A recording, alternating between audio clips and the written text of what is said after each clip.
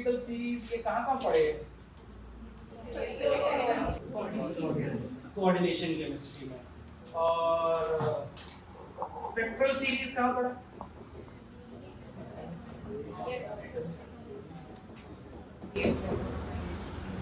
Electrochemical series में data किसका होता है? SRP वैल्यूज ऑफ स्पीशीज लिख दो, सब्सटेंस भी लिख सकते हैं, ऐसा कुछ नहीं है, इतना डॉट होने की जरूरत नहीं पड़ती एग्जाम में। बट सब्सटेंस का मतलब क्या होता है? आइदर एलिमेंट या कंपाउंड। जो चीज प्योर होती है उसी को सब्सटेंस बोलते हैं, तो इसलिए बाकी सब्सटेंस भी चलेगा, ऐसा कुछ नहीं है ना। और ये स्पेक्ट्रोकेमिकल सीरीज क्या बतानी चाहती है?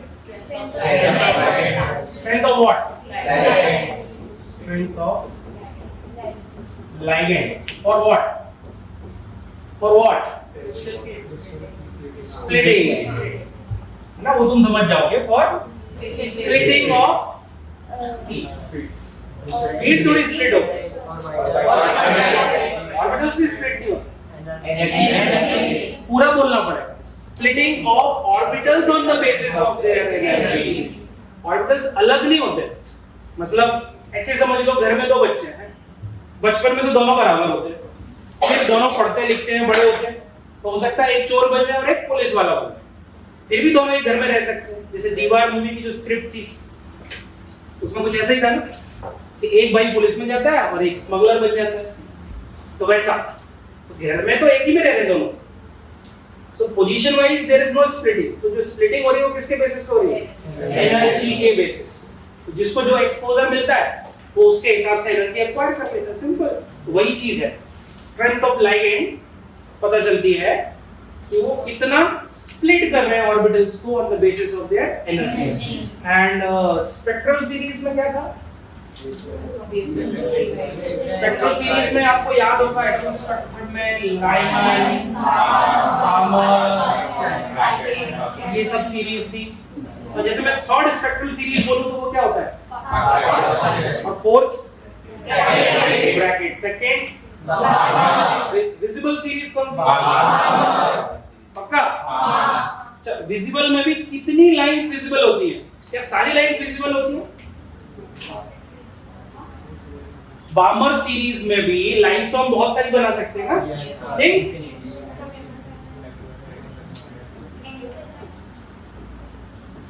जैसे ये हमारे पास वेरियस एनर्जी लेवल्स हैं इन द एटम।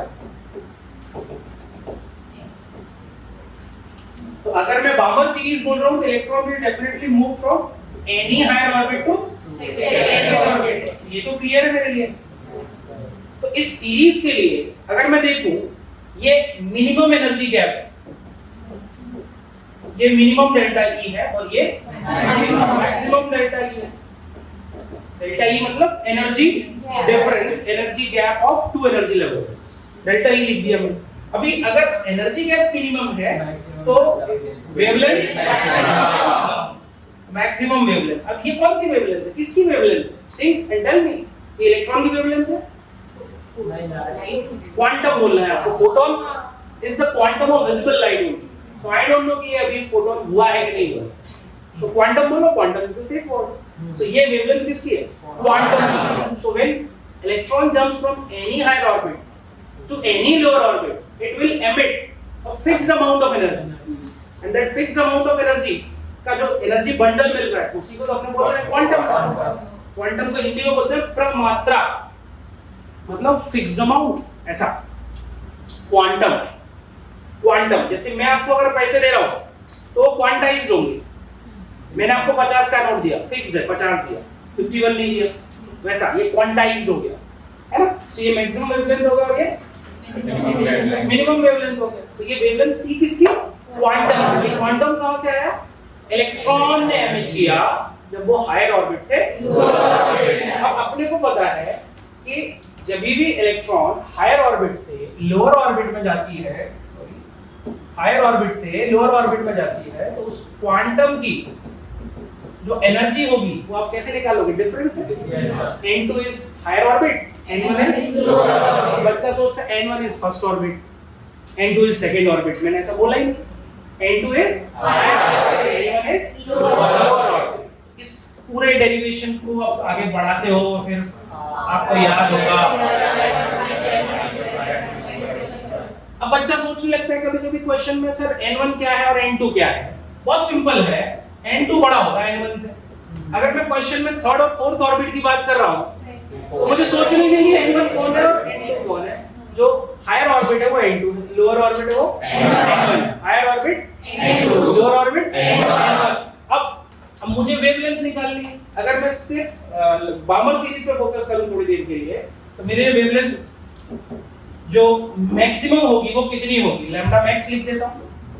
तो बामर में मैं मैक्सिमम वेवलेंथ निकालना चाहता हूं बामर सीरीज का, तो मैं क्या लिखूंगा r z² 1/2 का स्क्वायर 1/3 एलसीएम ले लोगे कितना आएगा लैम्डा, बोलो मुझे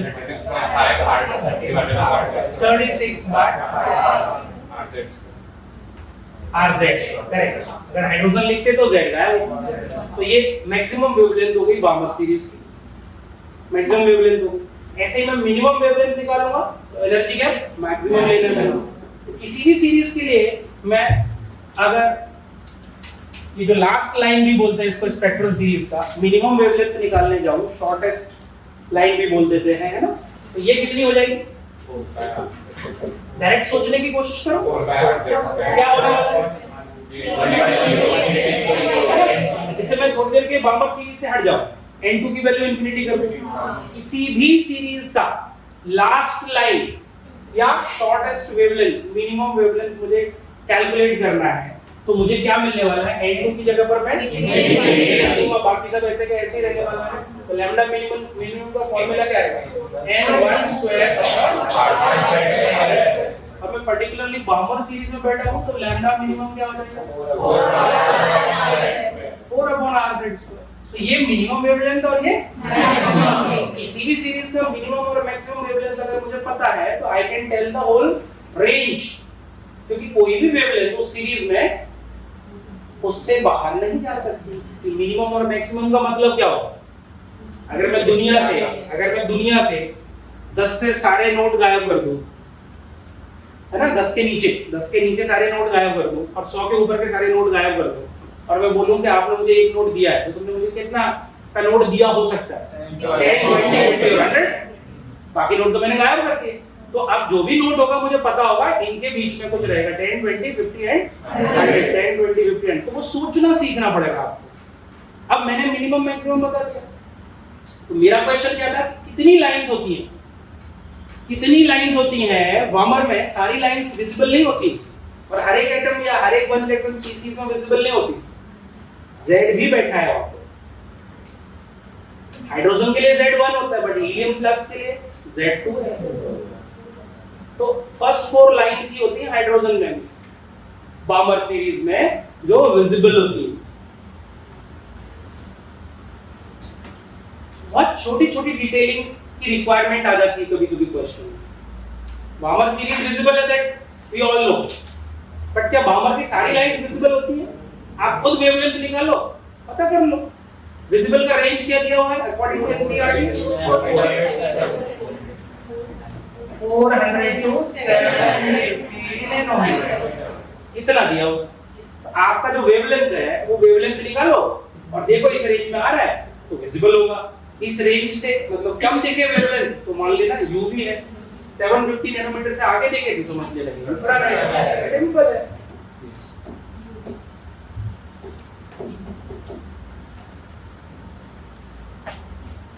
क्लियर? तो वेवलेंथ ऑफ क्वांटम निकालना एकदम सिंपल होना चाहिए हमारे माइंड में, ये फॉर्मूला आपकी हेल्प करता है। ठीक है, अब जैसे हम लोग एनर्जी ऑफ ऑर्बिट्स निकालते हैं, एनर्जी ऑफ ऑर्बिट्स, तो किसी भी ऑर्बिट का एनर्जी के लिए क्या फॉर्मूला यूज किया आपने इलेक्ट्रॉन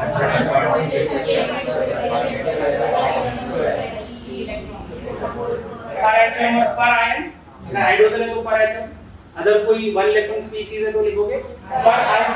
तो अब फर्स्ट ऑर्बिट के लिए एनर्जी, सेकंड ऑर्बिट के लिए एनर्जी, थर्ड ऑर्बिट के लिए फोर्थ ऑर्बिट के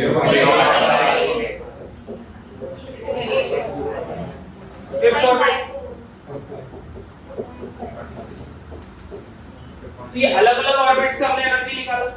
अब आप ध्यान से देखोगे तो एक बहुत छोटी सी चीज दिखती है कि कॉन्सेक्यूटिव ऑर्बिट्स का जो एनर्जी गैप है वो कम होता जाता है। कोई आपसे क्वेश्चन पूछे कि ऑर्बिट्स इनफाइनाइट होती है, ठीक है, बट इलेक्ट्रॉन्स हम 7th ऑर्बिट तक ही क्यों पढ़ पा रहे हैं, 8th ऑर्बिट 9th ऑर्बिट क्यों नहीं पढ़ पा रहे? एनर्जी डिफरेंस इतना कम होता है कि इलेक्ट्रॉन का जो ऑर्बिट है वो 8th है 9th है, आप डिसाइड ही नहीं कर पाओगे, क्योंकि इलेक्ट्रॉन्स किस ऑर्बिट में रहेंगे आपको पता ही नहीं चलेगा, उनका एनर्जी गैप कितना है। अभी यहाँ मुझे पता है एनर्जी गैप दिख रहा है, बड़ा है, बट एनर्जी गैप कैसा होता जाएगा? एनर्जी लेवल के बेसिस पे जब ऑर्बिट्स को हम ड्रॉ करते हैं एनर्जी लेवल के बेसिस पे, तो फर्स्ट और सेकंड के बीच में गैप सबसे ज्यादा दिखेगा कॉन्सेक्यूटिव ऑर्बिट्स की बात करें। फिर सेकंड और थर्ड के बीच में गैप कम करना है, फिर थर्ड और फोर्थ के बीच में और गैप करना है। Orbits are not coming closer, orbits close नहीं आ रही, एनर्जी के बेसिस पे उनमें डिफरेंस क्या होता जा रहा है, गैप क्या होता जा रहा है, कम। ये ध्यान रखना, एनर्जी के बेसिस पे। ये मैं ऑर्बिट्स ड्रॉ नहीं कर रहा हूं, मैं एनर्जी लेवल दिखाने की कोशिश कर रहा हूं। ये क्या होते जा रहे हैं, एकदम क्लोज आते जा रहे हैं, अब इनफाइनाइट तो है।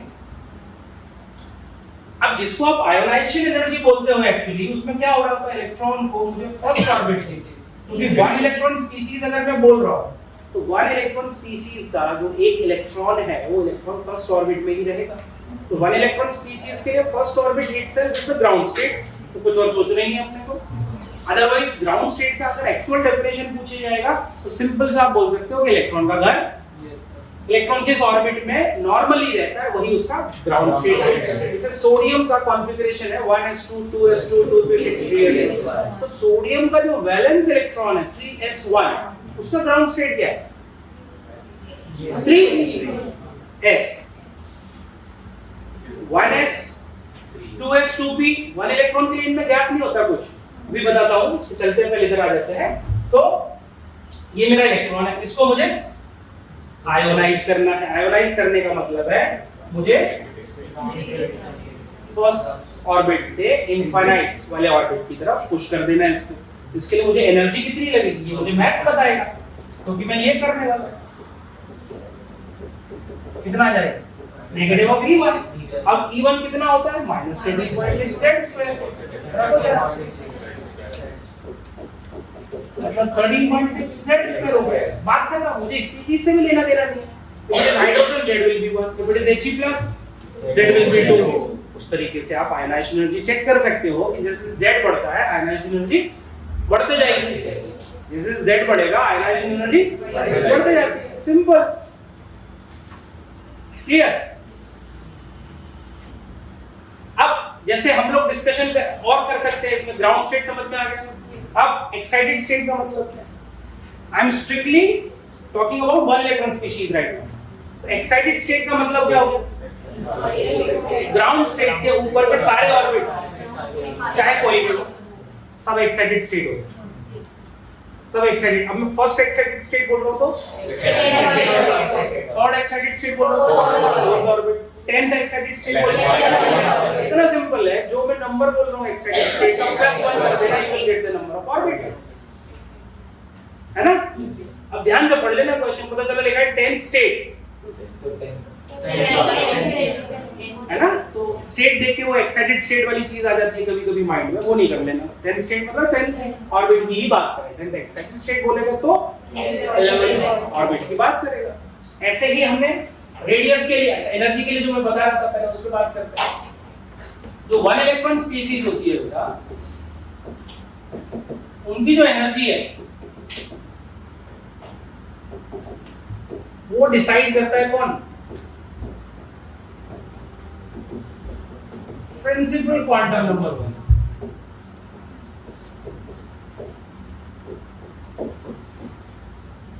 Principal quantum number 1, principal quantum number 1 मतलब अगर मैं फर्स्ट ऑर्बिट की बात करूं तो we have only one subshell, second orbit में तो 2s और 2p का एनर्जी सेम हो गया क्योंकि इनका प्रिंसिपल क्वांटम नंबर तो सेम है। थर्ड ऑर्बिट की बात करेंगे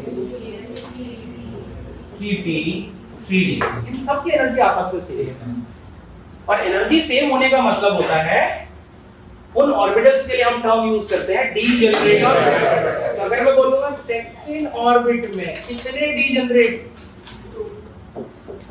ऑर्बिटल्स हैं, 4 degenerate orbitals, 4 degenerate orbitals, 4 degenerate orbitals, 4 degenerate orbitals, है ना? अभी मैं पूछूंगा थर्ड ऑर्बिट के अंदर कितने degenerate orbitals हैं? थर्ड ऑर्बिट के अंदर कितने degenerate orbitals हैं? हाँ, 9 orbitals है ना? तो कितने हो गए? 9, 1, 3, 5 ऐसे बढ़ाते जा सकते हो। 1 इलेक्ट्रॉन स्पीशीज के लिए हो गया सिर्फ n। बट अगर मेरी जो स्पीशीज है वो मल्टी इलेक्ट्रॉन स्पीशीज, अब एनर्जी लेवल कौन डिसाइड करता है? अकेला n नहीं करता। अब लगता है n प्लस l रूल, जिसको आप लोग प्यार से मोरबरी प्रिंसिपल भी बोल सकते हैं।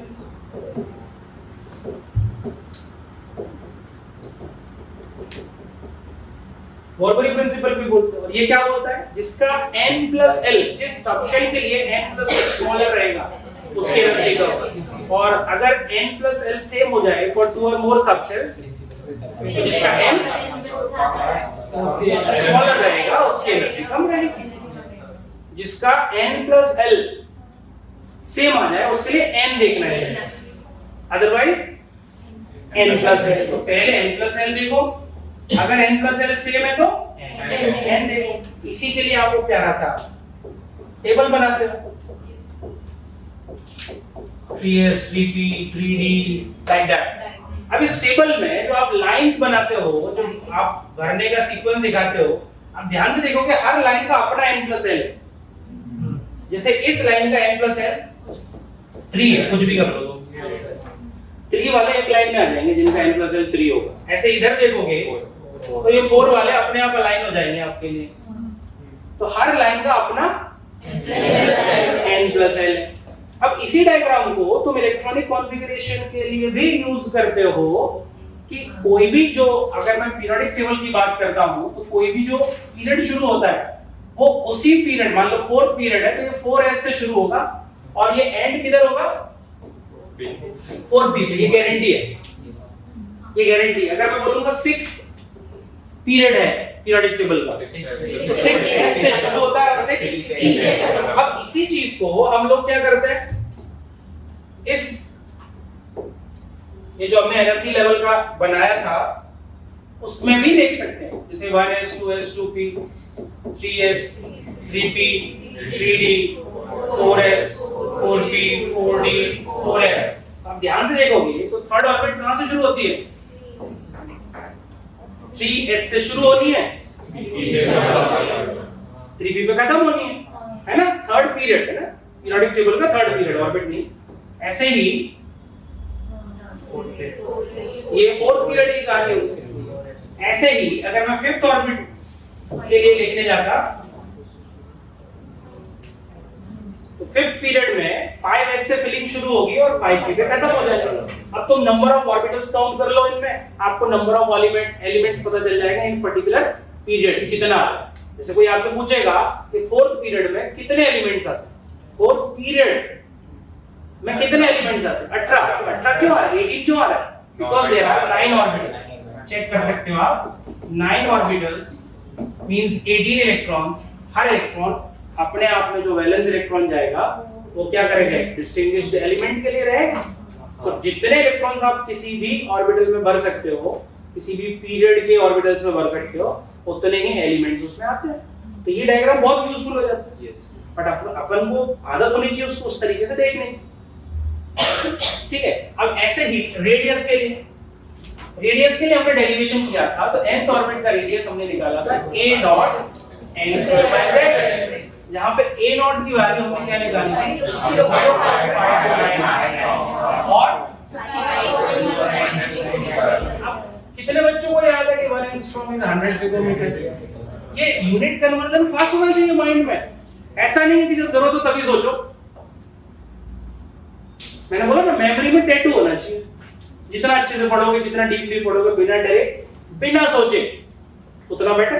बिना सोचे का मतलब पढ़ने में सोचने के लिए नहीं बोल रहा हूं, ओवर थिंकिंग के लिए बोल रहा हूँ। तो ओवर थिंकिंग नहीं होनी चाहिए पढ़ते वक्त कि फिजिक्स पढ़ते वक्त केमिस्ट्री का ना स्ट्रेस आ रहा है, केमिस्ट्री पढ़ते वक्त बायो का स्ट्रेस आ रहा है, तो जो पढ़ रहा है वो भी नहीं आ रहा, जो नहीं पढ़ रहा है वो तो आना ही नहीं। तो अपने को समझना है। मैंने बोल दिया nth ऑर्बिट का रेडियस कितना होता है, a not n square by z। मैं किसी भी ऑर्बिट का रेडियस पूछूं, फर्स्ट ऑर्बिट का रेडियस पूछूंगा तो सेकंड ऑर्बिट का रेडियस पूछूंगा 4a naught by z, third orbit का रेडियस। कितना सिंपल है। अब जैसे एनर्जी में हमने देखा था कॉन्सेक्यूटिव ऑर्बिट्स की एनर्जी क्या कम होते जा रही है, यहाँ पे रेडियस में जो डिफरेंस है वो बढ़ते जा रहा है। यहाँ डिफरेंस कितने का दिख रहा है, 3a नॉट बाय z। यहाँ डिफरेंस कितना दिख रहा है, 5a नॉट बाय z। अब सेकंड और थर्ड का 5a नॉट बाय z है। अब मैं ओके अगर मैं बोलूं 7th और 6th में कितना गया ऑर्बिट्स, 7th एंड 6th, 7 का स्क्वायर 6 का स्क्वायर। तो आप देख रहे हो कि जैसे जैसे ऑर्बिट्स न्यूक्लियस से दूर जा रहे हैं डिस्टेंस वाइज वो एक दूसरे से दूर होते जा रहे हैं, डिस्टेंस बढ़ती जा रही है कॉन्सेक्यूटिव ऑर्बिट्स के बीच में। डिस्टेंस एनर्जी क्या, energy wise they are coming closer but distance wise they are going far. कितना सिंपल है। अब तुमसे क्या पूछता है वो, रेडियस पूछेगा nth ऑर्बिट का या क्या पूछेगा, डिफरेंस पूछेगा। जैसे मैं बोलूंगा r3 - r1 क्या होता है, नंबर। अभी a naught by z is common, क्यों सोचना है ज्यादा मुझे नहीं पता। a naught by z is common, मुझे सिर्फ नंबर पे फोकस करना है। 8 इस तरीके से, या तो डिफरेंस पूछेगा या रेशियो पूछेगा। जैसे वो बोलेगा r6/r2। अभी जब रेशियो लूंगा तो a naught by z cancel हो जाएगा, तो मैं 6 का स्क्वायर करूंगा, 2 का स्क्वायर करूंगा, क्योंकि रेशियो के टाइम पे a naught by z cancel होने वाला है। अब ये करके नहीं देखना एग्जाम में, हमको पता होना चाहिए। इसी को बोलते हैं प्रिपरेशन। प्रिपरेशन का मतलब सिर्फ कॉन्सेप्ट इकट्ठे करते रहना, नोट्स बनाते रहना नहीं होता। उनको यूज कैसे करोगे, एग्जाम में क्वेश्चन देखते ही एकदम से पूरी बॉडी इलेक्ट्रिकली चार्ज हो जाए और है ना क्या करना है पता होना चाहिए। तुमको पता नहीं है, तुम हिट एंड ट्रायल खेलते हो, हिट एंड ट्रायल में गड़बड़ होनी है। जितना आप एफर्ट्स डालोगे उतने ही एरर्स होंगे, कम एफर्ट्स डालोगे एग्जाम में एरर्स कम होंगे। अब एफर्ट्स कम कैसे हो सकता है, प्रैक्टिस से। जब आपने घर पे एफर्ट्स मारे होंगे तो एग्जाम हॉल में एफर्ट्स कम रहेंगे। अब तुमने अगर इन चीजों को ऑर्गेनाइज नहीं किया, सिर्फ आपने रेडियस याद कर रखी है, उससे थोड़ी क्वेश्चन होने वाले एग्जाम में। एग्जाम में दिमाग सोच ही नहीं पाता पूरा कॉन्सेप्ट। तो जैसे रेडियस निकालेगा, रेडियस का डिफरेंस निकालेगा, रेडियस का रेशियो निकालेगा, बहुत मन करेगा तो वो डिफरेंसेस का भी रेशियो निकाल सकता है। जैसे मैं ऐसे लिख दूं, अब अगर मैं डिफरेंस निकाल सकता हूं तो डिफरेंस का रेशियो नहीं, रेशियो में a naught by z cancel होना है। कितना सिंपल। तो यहां क्या हो जाएगा 9 - 1 8, और इधर क्या हो जाएगा 16 - 4।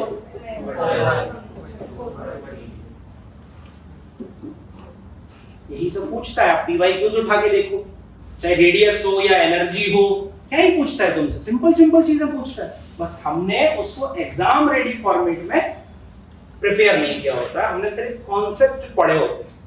तो कॉन्सेप्ट पढ़ने में टाइम लगता है नो डाउट, बट उसको एग्जाम रेडी करना ये सेल्फ स्टडी का पार्ट होना चाहिए। तुम सेल्फ स्टडी में भी क्या करते हो, सेम चीज 10 बार पढ़ते हो, उसको इम्प्रोवाइज नहीं करते। इस तरीके से नहीं सोच पाते हम कि एग्जाम में मैं कैसे करूंगा, एग्जाम में मैं कैसे करूंगा। जैसे मैं टॉपिक से स्विच कर रहा हूं, जैसे हम ली शेड्यूलर्स प्रिंसिपल पढ़ते हैं, पूरा पढ़ा तुमने, अच्छी बात है भाई, तुमने सब याद कर लिया, बहुत अच्छी बात है। बट एग्जाम में ज्यादा सोचना ही नहीं होता, ज्यादा सोचना नहीं होता। पहले तो ये सोचो कि कौन कौन से फैक्टर्स हैं जो इक्विलिब्रियम को डिस्टर्ब करते हैं। तो बहुत कुछ डिस्टर्ब करता है, कैटलिस्ट नहीं करता। Catalyst does not disturb the state of equilibrium. अब जब डिस्टर्ब ही नहीं कर रहा तो शिफ्टिंग ना फॉरवर्ड ना बैकवर्ड देखने को मिलेगी ही नहीं। तो पहले क्वेश्चन में अपनी चीजों को, जैसे केबीसी में चलता है ना 50-50, चार में से 2 ऑप्शंस गायब हो जाते हैं, तो वैसे ही जब आपके सामने चीजें लिखी हो तो पहले देखो अगर कैटलिस्ट का है तो सोचना ही क्यों पड़ रहा है, तो तुम फिर भी सोचे जा रहे हो कि कैटलिस्ट रखा तो फॉरवर्ड शिफ्ट होगा या बैकवर्ड शिफ्ट होगा।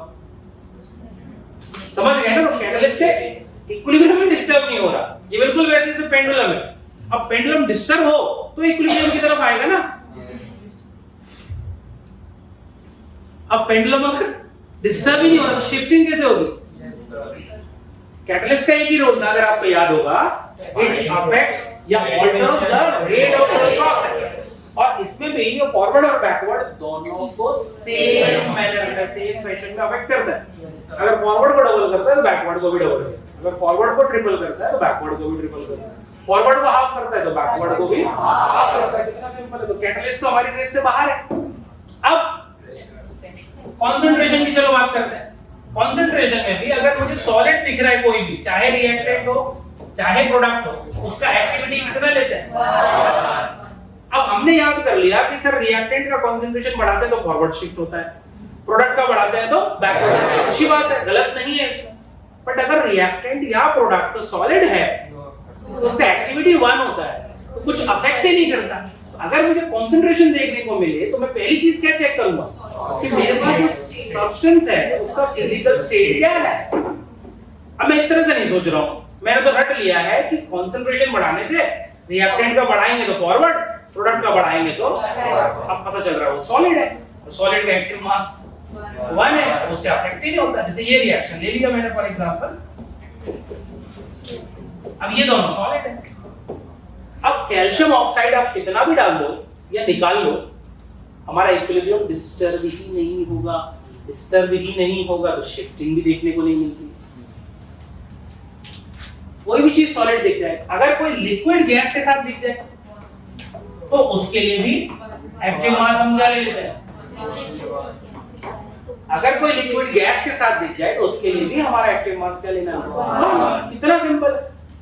बाकी सबको पता है कि अगर मैं रिएक्टेंट का कंसंट्रेशन बढ़ा रहा हूं तो फॉरवर्ड शिफ्ट में देखने को मिलेगा, प्रोडक्ट का बढ़ा रहा हूं तो याद कर चुके हो तुम अभी तक। बट एक्स्ट्रा केयरफुल किस चीज में रहना है तो सबको आ गया। 90% बच्चों ने रट डाला होगा, रिएक्टेंट को बढ़ाएंगे तो फॉरवर्ड और प्रोडक्ट को बढ़ाएंगे तो बैकवर्ड। बट गलतियां कहां होती हैं? ध्यान से देख तो लो। चिड़िया और कबूतर और में बीच में भैंस उड़ती है, कैसे उड़ती है? वो सॉलिड दे देगा, बोलेगा मैंने कैल्शियम कार्बोनेट का अमाउंट डबल कर दिया, व्हाट अबाउट द रेट? तुम खुश हो जाएगा, तो डबल से डबल, बाहुबली बाहुबली। भीड़ चिल्लाती है ना, भीड़ चिल्लाती है ना, एक ने बोला बाहुबली, सब शुरू हो गए बाहुबली। वैसा हमारा दिमाग भी काम करता है। कहां गलतियां होती है? देखो कंसंट्रेशन की कहानी खत्म होगी। अब वॉल्यूम की बात करते हैं।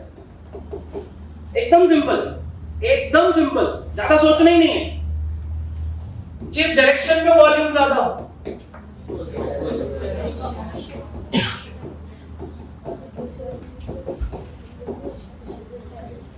उधर शिफ्ट होगा। अगर मैं वॉल्यूम बढ़ा रहा हूं तो एक वॉल्यूम इज इंक्रीज तो उस डायरेक्शन में शिफ्ट होता है जिस डायरेक्शन में वॉल्यूम बढ़ रहा है या ज्यादा है।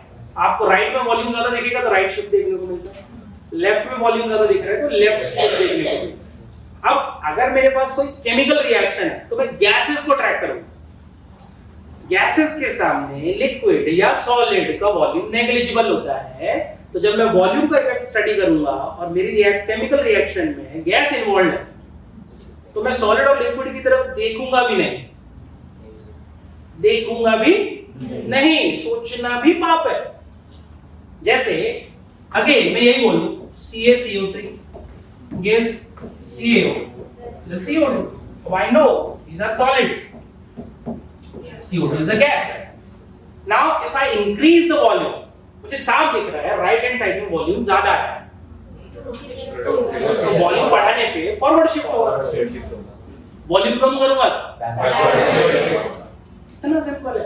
तो वॉल्यूम बढ़ाने पे उस डायरेक्शन में शिफ्ट होता है जिस डायरेक्शन में वॉल्यूम ज्यादा दिख रहा है। अब ज्यादा किधर है तुमको जज करना है, केमिकल रिएक्शन है या गैस सॉलिड दिख रहा है, तो सीधी बात है सिर्फ गैसेस को देखना है, सॉलिड्स को गायब कर दो, ये है ही नहीं तुम्हारे पास। ऐसा पेपर में तो नहीं मिटा सकते, दिमाग में तो मिटा सकते हो ना। दिमाग में बैठा लो, मेरे पास CO2 है सिर्फ राइट हैंड साइड में है गैस, तो ये फॉरवर्ड शिफ्ट होगी on increasing the volume, simple. अब दोनों साइड अगर वॉल्यूम सेम हो जाए तो अगर गैसेस के मोल सेम हो जाए, फॉर एग्जांपल मेरे पास है N2 प्लस O2, यस, दोनों side equal number of moles है गैस की, तो वॉल्यूम किसी को फेवर नहीं कर सकता, मींस ऐसी रिएक्शन का डेल्टा N भी 0 हो जाए। डेल्टा N क्या था? प्रोडक्ट्स के मोल्स इसमें सिर्फ हम गैसेस को काउंट करते हैं, ध्यान रखना। तो 2 - 2 0, तो ऐसे केसेस में ना वॉल्यूम का इफेक्ट आता है ना प्रेशर का इफेक्ट आता है। Whenever you see delta N is 0, तो वॉल्यूम और प्रेशर को देखना भी नहीं होता। तो अपने को, अपने माइंड को इस तरीके से ट्रेन करना है कि इसके बाद अच्छा मैं ये देखूंगा, फिर मैं ये देखूंगा और फिर मैं ये देखूंगा।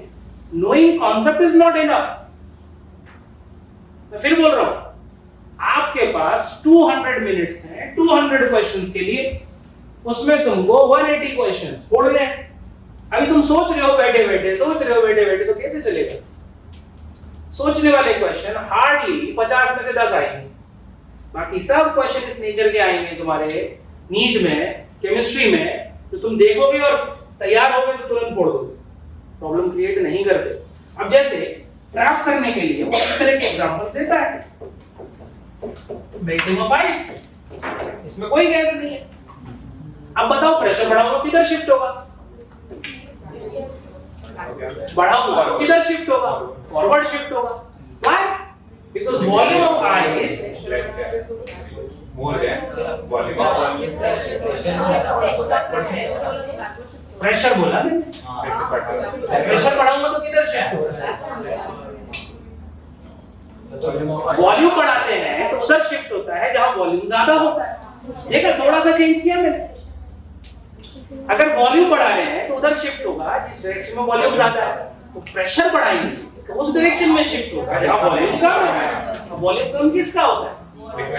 वाटर के केस में ऐसा देखने को मिलता है कि लिक्विड वाटर का वॉल्यूम आइस के वॉल्यूम के रेस्पेक्ट में कम होता है, तो प्रेशर बढ़ाएंगे तो किधर शिफ्ट होगा?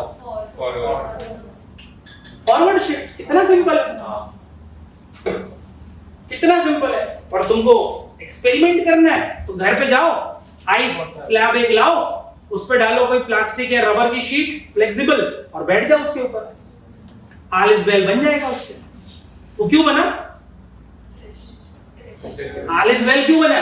प्रेशर की वजह से। आप बैठ गए वहां, उस आइस पे ज्यादा प्रेशर पड़ेगा, ज्यादा आइस मेल्ट होगी। अब जो आप बर्फ का गोला खाते हो, सोनू मोनू बर्फ का गोला भी कैसे बनाता है? वैसे ही बनाता है भाई। आइस को क्रश करता है और गिलास में रख के प्रेस करता है। तो वो प्रेस करने से क्या होता है, जहां आइस क्यूब्स आपस में टकराएंगे ड्यू टू प्रेशर, वहां पे थोड़ी आइस मेल्ट हो जाती है। अभी टेम्परेचर तो चेंज हो नहीं जाएगा अचानक से कि मैंने प्रेस किया और टेम्परेचर बदल गया। तो temperature of ice and water both are same, तो प्रेशर बढ़ाया तो आइस मेल्ट तो हो गई। जैसे प्रेशर रिलीज करेंगे, जो मोल्टन वाटर था वापस से रिलीज हो जाएगा क्योंकि टेम्परेचर तो उसका 0 ही है। तो दो आइस क्यूब्स आपस में जुड़ जाते हैं। तो ये चीज तुम घर पे ट्राई कर सकते हो। दो आइस क्यूब्स निकालने तो गिलास में डालने से पहले ये करके देख लेंगे, ठीक है?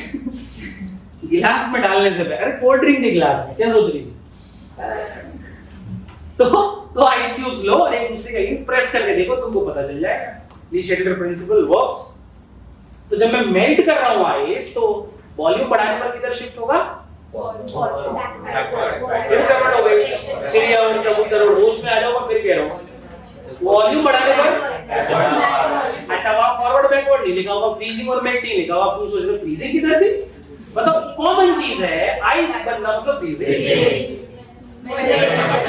तो फॉरवर्ड बैकवर्ड नहीं लिखता है, क्या लिखेगा? Freezing melting. अच्छा, मेल्टिंग मतलब फ्यूजन भी होता है। तो बहुत सारे बच्चे इंग्लिश में परेशान। मेल्टिंग तो बताया था सर ने, फ्यूजन क्या होता है भाई? अब तुम सोचते रहो एग्जाम में बैठ के, वहां हमारा डायरेक्टर खेल रहा है हमारे साथ, करो इम्प्रोवाइज खुद ही। समझ गए? तो प्रेशर और वॉल्यूम का इफेक्ट एक दूसरे के ऑपोजिट जाना है। डेल्टा एन 0 होने पे प्रेशर और वॉल्यूम का इफेक्ट होगा ही नहीं। फिर आता है एडिशन ऑफ इनर्ट गैस। कितना सिंपल है देखो, एडिशन ऑफ इनर्ट गैस। अब इनर्ट गैस का इफेक्ट बिल्कुल वैसा ही होता है जैसे वो थर्स्टी क्रो की कहानी में पत्थर डालने से पानी के साथ हुआ था। अब पहले इसमें आपको ये चेक करना है कि मेरा कंटेनर क्लोज्ड है या ओपन है। ओपन में भी अगर है ना पिस्टन लगा होना चाहिए, सोच के देखो, अगर पिस्टन नहीं होगा तो गैस तो भाग जाएगी, है ना। अब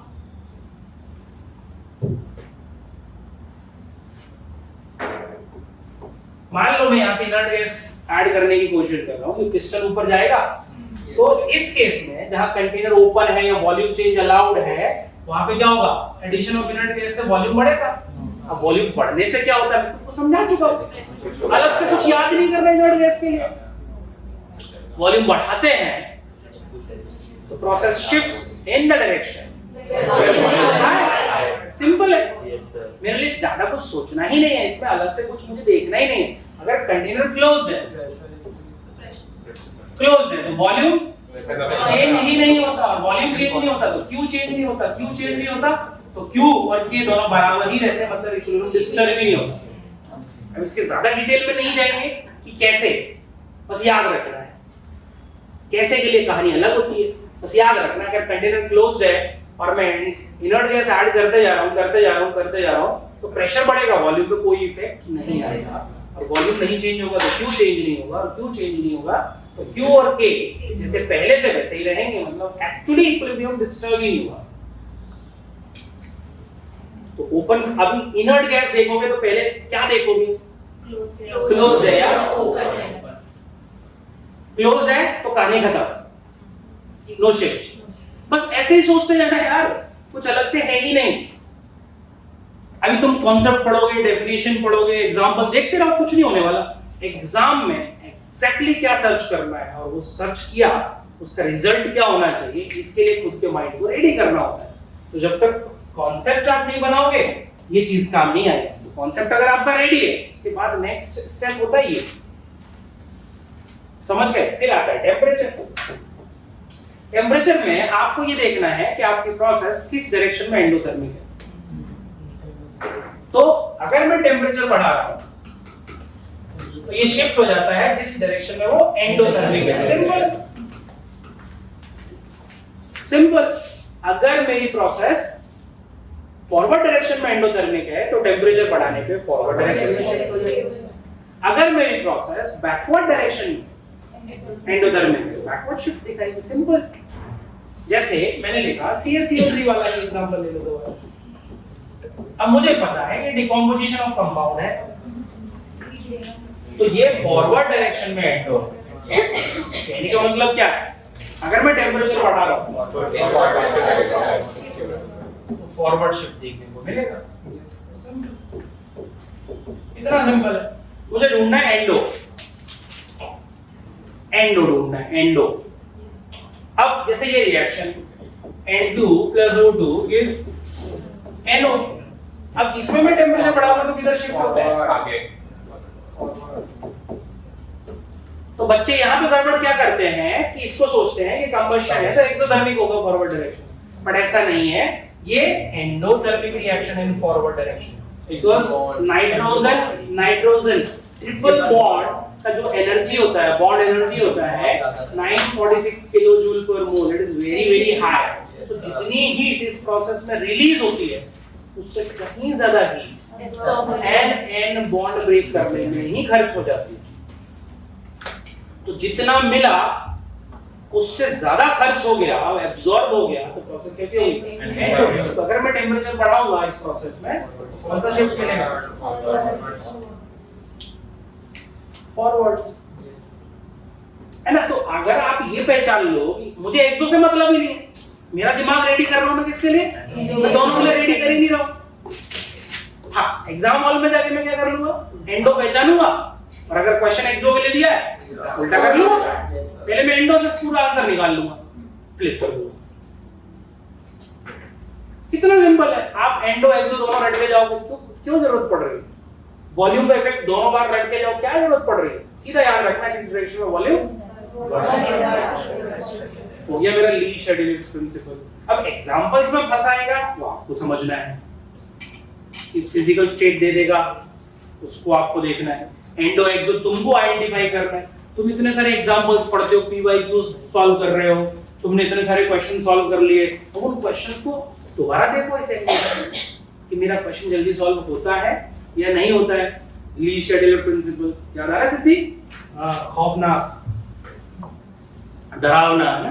क्या है डरावना? आई डोंट नो। अपने थॉट्स को स्ट्रेट रखना है। एग्जामिनर तो परेशान करेगा ही, हमको परेशान होना नहीं। सिंपल। अब जैसे फैराडेज लॉ,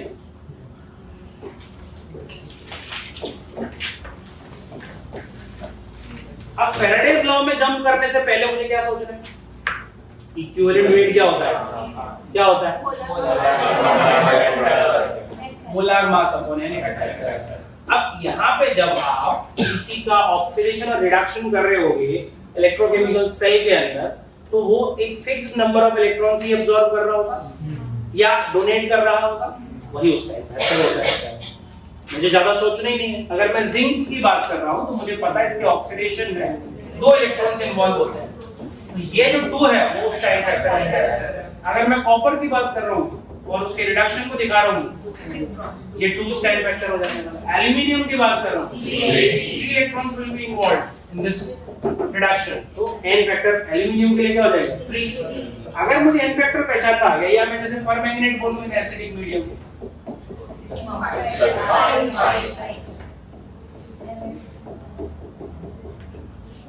तो मुझे साफ पता है कि ये चेंज करने के लिए ये 5 इलेक्ट्रॉन्स कंज्यूम करेगा। और वो कैसे पता चलेगा? वो इसमें चेंज से पता चलेगा। +7 से +2 हो रहा है, मतलब 5 electrons will be absorbed. Simple. 5 electron है, तो इस रिएक्शन में परमैंगनेट का n फैक्टर इज 5। इतना सिंपल है। n फैक्टर मिल गया, इक्विवेलेंट वेट भी मिल जाएगा। इक्विवेलेंट वेट मिल गया, अब तुम राजा हो। अब तुम राजा हो फैराडेज लॉज वाले कॉन्सेप्ट के। क्वेश्चन तुम्हारी आंखों से भस्म हो जाएगा एग्जाम हॉल में। तो बस n फैक्टर पहचानना आना चाहिए जल्दी से जल्दी। n फैक्टर मिल गया, इक्विवेलेंट वेट मिल गया। अभी फर्स्ट लॉ क्या बोलता है? फर्स्ट लॉ बात करता है जो अमाउंट है किसी भी सब्सटेंस का जो किसी इलेक्ट्रोड पे डिपॉजिट हो रहा है या लिबरेट हो रहा है, उस अमाउंट की बात कर रहा है। और उसने उस अमाउंट को किससे रिलेट किया? अमाउंट ऑफ चार्ज से। कितना मास डिपॉजिट या लिबरेट हुआ किसी इलेक्ट्रोड पे, उसको किससे रिलेट किया उसने? चार्ज से। जब कोई प्रोपोर्शनलिटी का साइन हटाओगे तो कोई कांस्टेंट आएगा। क्या कांस्टेंट? अभी z का नाम याद हो गया ना? z का नाम क्या था? Electrochemical equivalent. अब ये कहां से आया? E upon F। अभी F यूनिवर्सल कांस्टेंट है। क्या होता है फैराडे? कहां से आया? 1 mole. It is the charge of 1 mole electron. Charge of 1 mole electron. 1 Faraday जब आप लिखते हो 96500 कूलम, तो पता तो होना चाहिए कहां से आया। मतलब 1 faraday is equivalent to 1 mole. Equivalent, not equal, equivalent है ना। मतलब 1 मोल इलेक्ट्रॉन का जो चार्ज है उसी को हमने नाम दे रखा है 1 फैराडे। 1 फैराडे। अभी ये चीज तो सब्सटेंस पे डिपेंड करती है, ये तो कांस्टेंट है, यूनिवर्सल, फिक्स्ड है, we can not change it. But what about E equivalent weight? तो सब्सटेंस पे डिपेंड करेगा। तो जब E सब्सटेंस पे डिपेंड करेगा तो Z भी सब्सटेंस पे डिपेंड करेगा। क्या मतलब हुआ? Z कोई यूनिवर्सल कांस्टेंट नहीं है, ये हर सब्सटेंस के अलग-अलग होगा। कितना सिंपल है। Z यूनिवर्सल कांस्टेंट नहीं है, इसका अब मैं Z की यूनिट पूछ दूं, तुम लोग दांत दिखा दोगे अभी। मैं गारंटी ले रहा हूं, तुम 2 घंटे लगा दोगे सोचने में Z की यूनिट क्या है।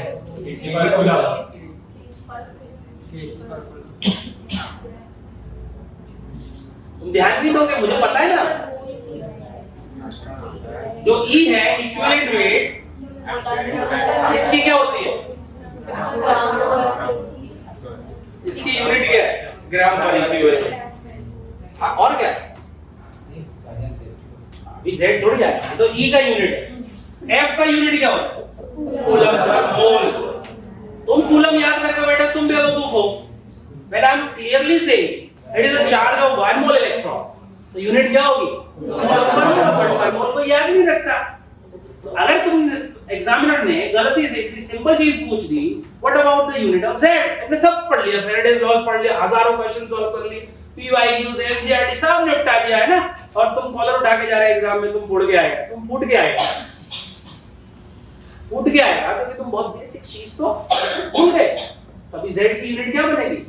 बना लेना, मुझे नहीं पता, बट निकालना तो आना चाहिए, और निकालने के उसके अंदर जो कंपोनेंट्स उनकी यूनिट्स पता होनी चाहिए। कितना भी पढ़ लो तुम, एग्जामिनर के पास हमेशा कुछ ना कुछ ऐसा रहेगा जो तुमसे गलत करवा ही लेगा, और जब तुम खुद ही गलतियों के लिए तैयार बैठे हो, थोड़ी गलतियां वो करवाएगा, थोड़ी के लिए तुम तैयार बैठे हो गया काम हमारा, हो गया काम हमारा। वापस आ जाते हैं कॉन्सेप्ट पे। तो W is equal to ZQ, Z is electrochemical equivalent, उसकी यूनिट वगैरह से होंगे, देख लेना आप। अभी मुझे अमाउंट पता करना है, वो Z और Q के प्रोडक्ट के इक्वल हो गया, Z हो गया E/F, Q खुद IT के इक्वल हो गया, सब तुम पढ़ चुके हो, मुझे इससे मतलब नहीं है ज्यादा, मुझे सिर्फ Q से मतलब है, Q दो मैं W दूंगा तुमको, एकदम सिंपल। अब क्वेश्चंस कैसे बोलते हैं? एकदम सिंपल, मुझे पहले बता दो Q in terms of Faraday, या तो मुझे इन टर्म्स ऑफ फैराडे दो, या फिर मोल्स ऑफ इलेक्ट्रॉन्स दो, ये दो चीजें दो, मैं W हाथों हाथ बता दूंगा, हाथों हाथ। जैसे मैंने क्या लिखा, ये रिएक्शन, अब मैं पूछूंगा कि अगर मैंने 4 फैराडे इलेक्ट्रिसिटी दी तो कितने मोल्स कॉपर डिपॉजिट होगा? साफ दिख रहा है मुझे, 2 मोल electrons are involved for the production of 1 mole of copper। मुझे थोड़ी एग्जाम में क्वेश्चन पढ़ना है, फॉर्मूला लिखूंगा, वैल्यूज प्लेस करूंगा, फिर मैं कैलकुलेशन करूंगा, 2 2 जा 4 करते फिरूंगा, इतना टाइम ही नहीं है मेरे पास, और जितना मैं 2 2 जा 4 पे ध्यान दूंगा उतनी ही मेरा टाइम भी वेस्ट होगा, गलतियां भी होंगी, मुझे करनी नहीं है। मेरे माइंड में मेरा आंसर पहले ही रेडी है, 2 मोल इलेक्ट्रॉन मतलब 2 फैराडे मतलब 1 मोल। अगर मैं 4 फैराडे दे दिया तो 2 मोल कॉपर आएगा, 2 मोल कॉपर आएगा। इस तरीके से आपको क्वेश्चन सोचना है, या तो 4 मुझे फैराडे में दो, या number of moles of electrons कितने इन्वॉल्व हैं ये बताओ, और मैं आपको W दूंगा, देखते देखते, है ना। और इसी को और कैसे करते हैं, जैसे 1 फैराडे जो चार्ज होता है 1 इक्विवेलेंट को डिपॉजिट करता है। अब मुझे अगर हर सब्सटेंस का इक्विवेलेंट वेट, हर सब्सटेंस का तो जरूरत नहीं पड़ती, आप पीवाईक्यूज उठा के देखोगे 10 सब्सटेंस हार्डली ऐसे निकलेंगे जिनके बारे में क्वेश्चंस पूछते हैं। अब तुम अननेसेसरी हजारों का वर्डन लेके बैठे हो, तुम्हारी प्रॉब्लम। पीवाईक्यूज उठा के देखो, एनसीईआरटी उठा के देखो, 1 फैराडे मतलब 1 इक्विवेलेंट सब्सटेंस डिपॉजिट होगा। अभी कॉपर का इक्विवेलेंट वेट कितना है? 63.5 डिवाइड बाय 2 लिख दिया था आपने, मतलब 31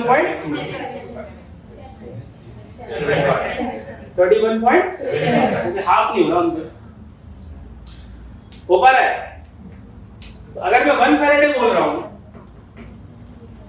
तो कितना, जब मैंने 4 फैराडे बोला,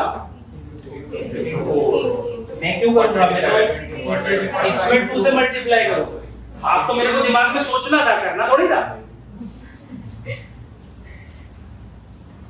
भाई। इसको इंटू 4 करोगे या इसको इंटू 2 करना, क्या इजी, दिमाग में क्या सोच रहे हो तुम्हारे ऊपर भाई। तो कितना होने वाला है, इतना सिंपल, देखते देखते एल्यूमिनियम के लिए करो, किसी के लिए भी करो, जिंक के लिए करो, वही 4-5 सब्सटेंस है, हार्डली 10 निकलेंगे। एनसीईआरटी डालो या पीवाईक्यू डालो, एग्जाम्पलर डालो, देख लो कौन से सब्सटेंस के लिए पूछता है बार बार। अब तुमने दुनिया भर के सोर्सेज से क्वेश्चन सॉल्व किए होते हैं, जहां ज्यादा फोकस करना चाहिए वो छूट जाता है। ऐसे सेकंड लॉ में हम क्या कर रहे होते हैं, 2 सब्सटेंसेस के मासेस को कंपेयर कर रहे होते हैं। कॉन्सेप्ट आपको पता है, क्वेश्चन कैसे बोल रहे हैं, सिंपल, 2 सब्सटेंसेस के मासेस कितने डिपॉजिट या लिबरेट हुए हैं उनका ratio, will be equal to the ratio of their equivalent masses. अगर equivalent masses में बहुत quickly सोच सकता हूँ रेशो निकाल दूँ, लेकिन ये कब? हाँ, when same charges are used. तो चलो मेन कंडीशन बोल गया, अभी सेम चार्ज यूज हो रहा है कि नहीं हो रहा है, ये कैसे पता चलता है?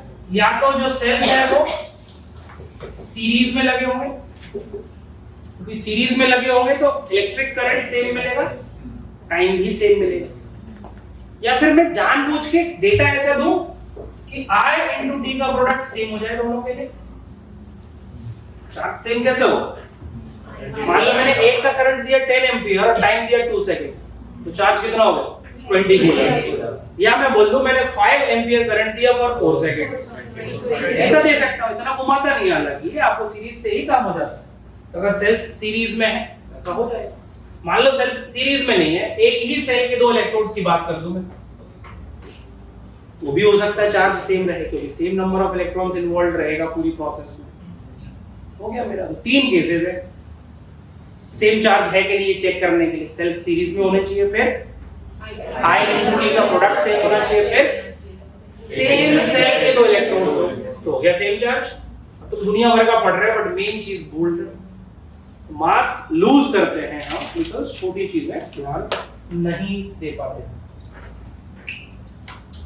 ये फैराडेज लॉज की कहानी होगी हमारे पास, एकदम सिंपल।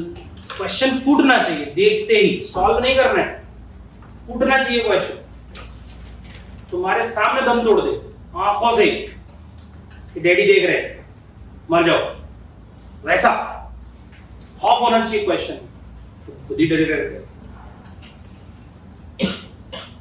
आ जाओ आ जाओ, वर्म होल के थ्रू एक यूनिवर्स से दूसरे यूनिवर्स में चक्कर लगाना है, इतना सिंपल। अब यहाँ 2 मेन कॉन्सेप्ट्स हैं, पहला फर्स्ट ऑर्डर, सेकंड आर्डियस इक्वेशन। अरे 2 मेन है, बाकी तुम कुछ भी पढ़ते रहो, है ना। अब कहीं भी जंप करने से पहले do you know about the unit of के?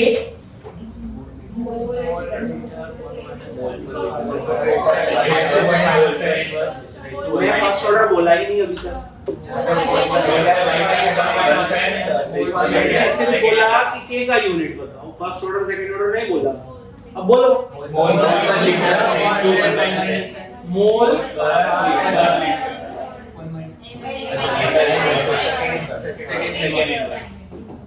सेकंड से भी मुझे ज्यादा लिखना देना, मेरे को मेरा कॉन्सेप्ट टाइम के यूनिट्स में रखना है, एग्जामिनर जैसा बोलेगा मैं कर दूंगा बात। के का यूनिट याद नहीं और तुम काइनेटिक्स पढ़ने चले हो, तुमसे बड़ा मूर्ख कोई नहीं। ये पहली चीज है तुमको इस चैप्टर में पता। अब एग्जामिनर को पता है इतना तुम रट लोगे, क्योंकि टीचर रटा देता है। अब मैं पूछूंगा रेट कांस्टेंट के 2 और नाम है, नाम बताओ। वेलोसिटी कांस्टेंट सही बात, एक और नाम है, वो तो कोई भी बोल देगा। स्पेसिफिक रेट, अभी उसने लिख दिया rate unit of specific rate, तुम रेट का यूनिट टिक करके आ जाएगा क्योंकि रेट लिखा है। एग्जामिनर को पता है गलतियां कैसे करनी है, उसको बस ये नहीं पता कि कौन नींद में और कौन नशे में। नींद में होगा वो जा सकता है, नशे वाला नहीं जाता। बस ऐसे छोटे छोटे ट्रैप डाल के तुमको परेशान करता है। तो तुमसे यूनिट ऑफ रेट कांस्टेंट पूछेगा, तुमसे यूनिट ऑफ स्पेसिफिक रेट पूछेगा, तुम रेट का टिक करके आ जाओगे। के का यूनिट याद हो गया पक्का। अब दूसरी चीज जो आपको पता होना चाहिए, हर एक ऑर्डर के लिए एटलीस्ट 0 और फर्स्ट ऑर्डर तो याद करो, सेकंड मत करो चलेगा। 0 और फर्स्ट ऑर्डर के लिए के का एक्सप्रेशन आपके माइंड में छपा होना चाहिए। तो 0 ऑर्डर के लिए रेट कांस्टेंट का, फर्स्ट ऑर्डर के लिए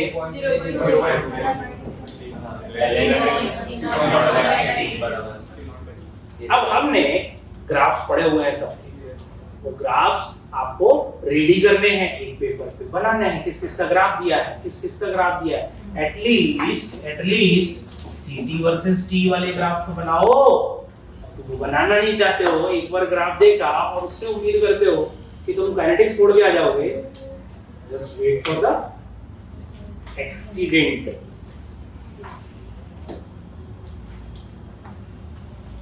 तो आपको भरोसा होता है कि हेलमेट की जरूरत नहीं है, तो हमको कुछ नहीं होगा, फिर कुछ नहीं होता, जो होना था हो जाता है। एग्जाम हॉल में आपको रेडी होके जाना। सीटी वर्सेस टी का ग्राफ तो मिनिमम है जो आपको याद होना चाहिए। जीरो ऑर्डर में क्या, अभी फर्स्ट ऑर्डर में सीटी तो नहीं आता डायरेक्ट, आता भी है तो ग्राफ कैसा आता है, इस तरीके से एक्सपोनेंशियली डिक्रीज होता है। फर्स्ट ऑर्डर के लिए बोल रहा हूं, आपके लिए जो फर्स्ट ऑर्डर में ग्राफ इंपॉर्टेंट है वो एलएनसीटी वर्सेस टी होता है, क्योंकि सब पढ़ाया हुआ है, मैं बस बोल रहा हूँ ग्राफ्स जरूर देख लेना। सबसे इंपॉर्टेंट ग्राफ सीटी वर्सेस टी होता है, चाहे वो जीरो ऑर्डर हो चाहे वो फर्स्ट ऑर्डर।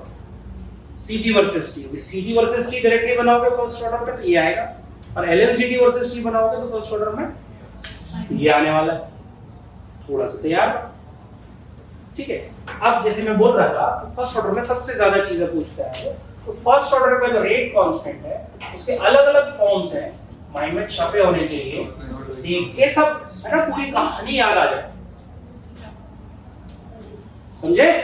एक्स को देख के पूरा पास्ट याद हो जाना चाहिए। आता कि नहीं? X x Twitter Twitter x तो अगर मैं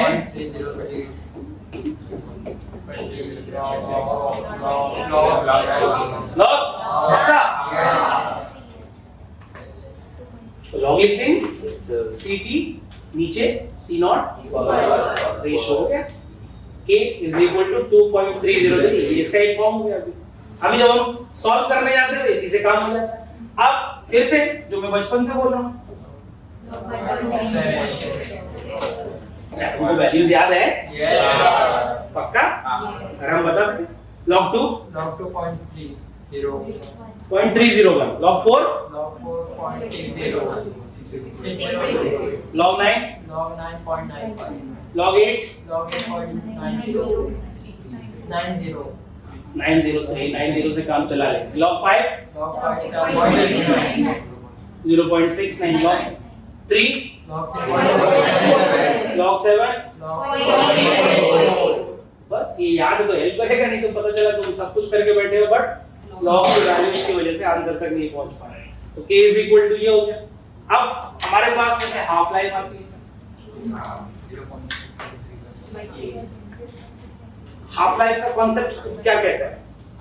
ये वो टाइम है जिसमें आधा रिएक्टेंट हो जाता है, डिसोसिएट हो जाता है, प्रोडक्ट में कन्वर्ट हो गया, कुल मिला के आधा गायब कर देना है। बात कर आधा गायब होने में जो टाइम लग रहा है that is called half life. अब इसको टी हाफ से भी दिखाता है, टी हाफ। इसका डेरिवेशन करने जाओ, Ct को C0/2 लिखना है तो हमारा क्या आ जाता है?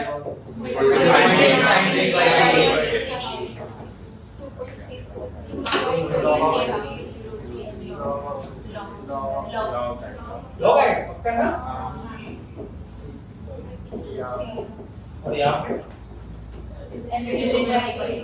अभी टी हाफ कौन सा फॉर्म कहाँ यूज हो जाएगा मुझे नहीं पता, बट मेरे माइंड में तीनों बैठे होने चाहिए, एलएन के टर्म्स में भी, लॉग के टर्म्स में भी, और सब सॉल्व करने के बाद भी। सबसे यूजफुल ये है पता है अपने, बट यही आएगा ये नहीं पता आपको, तो रेडी तो सब करना है ना। जैसे क्रिकेट में अगर मैं बोलूं तो बॉलर बाउंसर ज्यादा फेंकता है या गुड लेंथ पे बॉल ज्यादा फेंकता है? गुड लेंथ पे, बट बैट्समैन बाउंसर की प्रैक्टिस करके नहीं जाएगा, समझ गए ना? बाउंसर में बैन तो नहीं है। या मैं बोलूं यॉर्कर, हर बॉल यॉर्कर फेंकता है क्या बॉलर? नहीं, पर जब फेंकता है तो सबसे ज्यादा खौफ बैट्समैन में यॉर्कर का होता है। पहले के टाइम पे जब ये हेलमेट वगैरह नहीं चलते थे, West Indian Australian players bowlers क्या करते थे? बाउंसर ही फेंकते थे, सीधा खोपड़ी में मारना है ना। वेस्ट इंडीज वाले जो प्लेयर्स थे वो ना 6.5 फीट के, ऐसा बॉल ऐसा लगता था सेकंड फ्लोर से आ रही है नीचे। सेकंड फ्लोर से बॉल नीचे आएगी और टप्पा आगे उठेगी समझ रहे हो ना? अभी तुम ये बोलो कि मैंने हेलमेट नहीं लगाया, ये मत देखो, ये सब नहीं होता भाई। If you are in the ground you have to face everything, you have to face everything. अभी तुम सिर्फ शॉट का ही है ना प्रैक्टिस करके आए, डिफेंस तुमको आता ही नहीं है, आउट होने के चांसेस बड़े नहीं है। अभी देखो पहले टाइम पे जब टेस्ट मैच होते थे 5-5 दिन चलते थे, रिजल्ट ही नहीं आता था, है ना? 400 बॉल खेलते थे, 4 रन बनाते थे बैट्समैन, है ना? बॉलर बॉल फेंक के सुसाइड कर लेते थे मैदान में। और अब देखो मैच 3 दिन 4 दिन में खत्म हो जाता है। ऐसा नहीं क्वालिटी ऑफ क्रिकेट इंक्रीज हो गई, ड्रॉप हो गई। अभी बैट्समैन को रोकना ही नहीं आता, 3 बॉल डिफेंस करने के बाद चौथी मारने का मन करता है उसका। पहले के प्लेयर्स क्या थे, आराम से उनको काम है ना, तो उनको क्या था, पिच पे टिके रहे, तो वो उसी तरीके से खेले, इसलिए रिजल्ट्स भी नहीं आ पाते। तो देखने वाले को मजा आ रहा है, बट बैट्समैन या बॉलर दोनों की स्ट्रेंथ कब टेस्ट होगी? जब ये विकेट लेना चाह रहा है, सामने वाला देना ही नहीं चाह रहा है। और यहाँ क्या है, ये विकेट तो लेना चाह रहा है और ये रन चाह रहा है। जब ये रन चाहेगा तो बैट घुमाएगा, डिफेंस वीक हो गए बैट्समैन से। अभी क्या होगा, 3 दिन 4 दिन में रिजल्ट आ जाता है ना? जो हारा वो बोलते था पिच खराब है ना? इंडिया ऑस्ट्रेलिया में हार दिया, अरे पिच बहुत खराब, उनको सपोर्ट करती है। इंडिया में आए तो पिच में तीसरे दिन धूल उड़ने लगती है, बॉल टप्पा खाती है, खड्डा हो जाता है। तो हर चीज का अपना अपना होगा भाई। अभी ऑस्ट्रेलिया वाला बोलेगा नहीं तुम्हारा अपने हिसाब से पिच बना, तुम भी तो बनाते हो। जब हम इंग्लैंड जाते हैं या ऑस्ट्रेलिया जाते हैं, अफ्रीका जाते हैं, तो हमारे वाली पिचें मिलती है हमको नहीं। अब तुमको अच्छा बैट्समैन कब बोलेंगे, हर तरह की पिच पे खेल पाओगे। अब तुम पता चल रहा है इंडिया में खेल रहे, तुम सेंचुरी पे सेंचुरी मार रहे, ऑस्ट्रेलिया में जाके तुमको बॉल नहीं दिख रही। अब मैं तुमको अच्छा बैट्समैन कैसे बोल दूं भाई? रही बात T20 की, 10 बॉल खेलनी है बैट्समैन और बैट घुमाना है ना? अब तुम कहीं भी बैठ के कहीं भी घुमा दो, लग गई तो सुपर शॉट, है ना? तो नहीं लगी तो फर्नीचर बिगड़ जाएगा। और क्या, फर्नीचर ही तो है। बैट्समैन सुरक्षा कर रहा है उसकी, ढंग से देखो क्रिकेट को। बैट्समैन सुरक्षा कर रहा है, अच्छा सुरक्षा में पैर नहीं लगा सकते तो फर्नीचर को फर्नीचर से ही बचाना है। सोचो यही तो क्रिकेट है, और क्या है? फर्नीचर को फर्नीचर से ही बचाना है। ये सब देखने का तरीका है। तो के का ये 3 एक्सप्रेशन खोपड़ी में बैठे होने चाहिए। अब क्वेश्चंस क्या पूछेगा भाई? जैसे अपने को एक ये रिलेशन है तो हमेशा के लिए टैटू हो जाना चाहिए खोपड़ी में। ये बहुत पूछता है। T75% is exactly double of T50%. अब माइंड में ये तुम कई बार घुमाओ कि अगर हाफ लाइफ 30 मिनट्स है तो 75% रिएक्शन कंप्लीट होने में 60 मिनट लगेंगे। अगर हाफ लाइफ 1 आवर है तो 75% कंप्लीट होने में 2 आवर। ये बोलो, अपने आप को ट्रेन करो, सिर्फ देख लेना कि हाँ ये तो पता मेरे को, नहीं, माइंड को सोचने की आदत तो दो। अगर हाफ लाइफ 10 मिनट है तो 75% होने में 20 मिनट। अगर T75% मैंने 45 मिनट्स दिया है तो T50% कितना हो जाएगा? इसी तरीके से आधा ऊपर नीचे करते जाओ, दिमाग को तैयार रखो, ट्रेन रखो, हो गया। ये पूरा होने के बाद फिर आपसे पूछता है कि X%, 21%, 30%, 37% पूछेगा। क्या करना होता है भाई? फॉर्मूला बहुत सिंपल है।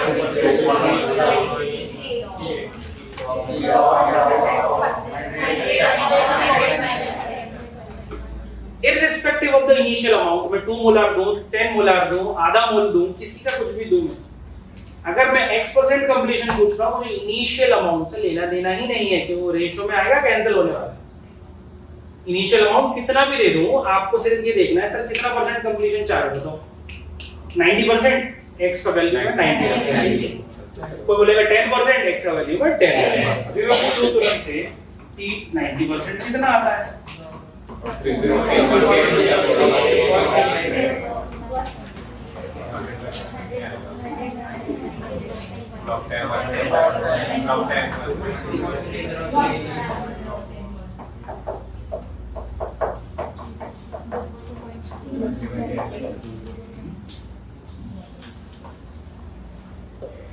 मैं पूछूं कि 90% और टी हाफ में क्या रिलेशन है?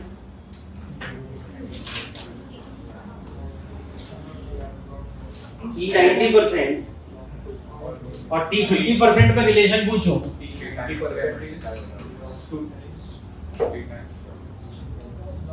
3 times.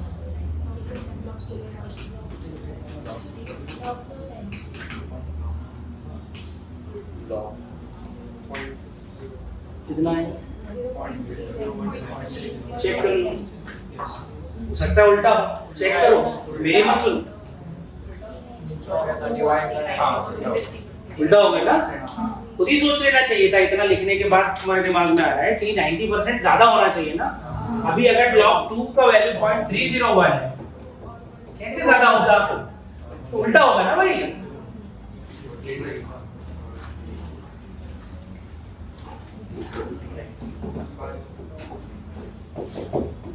T 50% is log 2 times. समझ गए? अभी T 99% निकालो, बताओ कितना है? 2 times this.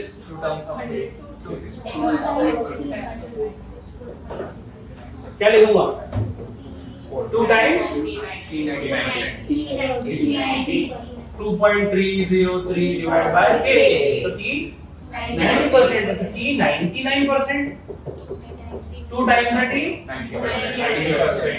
ये आपको करना भी आना चाहिए और ये 2-3 चीजें याद कर लो यार, 2-3 चीजें याद कर लो।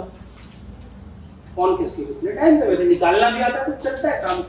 इतना फ्रीक्वेंटली पूछी जाने वाली चीज नहीं है जिसके लिए परेशान होना है। तो अपने को ये सब माइंड में रेडी रखना है कि 75% इज 2 टाइम्स 50%। अभी अगर फर्स्ट ऑर्डर में आप श्योर हो तो फिर हम आगे जाएंगे। आर्डिनस इक्वेशन क्या सोचना है? आर्डिनस इक्वेशन क्या बताना चाह रहा है? किसका रिलेशन बताने के लिए इसका जन्म हुआ है? ये टेम्परेचर का रिलेशन बताता है विद रेट ऑफ रिएक्शन। अब रेट ऑफ रिएक्शन चाहे कोई भी ऑर्डर हो, वो रेट कांस्टेंट के डायरेक्टली प्रोपोर्शनल होती है। कोई भी ऑर्डर हो आपका, 0 ऑर्डर है, कुछ भी हो जाए, जिस अमाउंट में के चेंज होगा उसी अमाउंट में अभी टेम्परेचर आर को अफेक्ट नहीं करता है, टेम्परेचर के को अफेक्ट करता है। इससे रेट भी, अगर इसने के को डबल किया तो आर भी डबल करेगा, irrespective of the concentration. So if I am studying the effect of temperature, मुझे पता होना चाहिए कि आर को डायरेक्टली हिट नहीं करता। क्या बोलिए?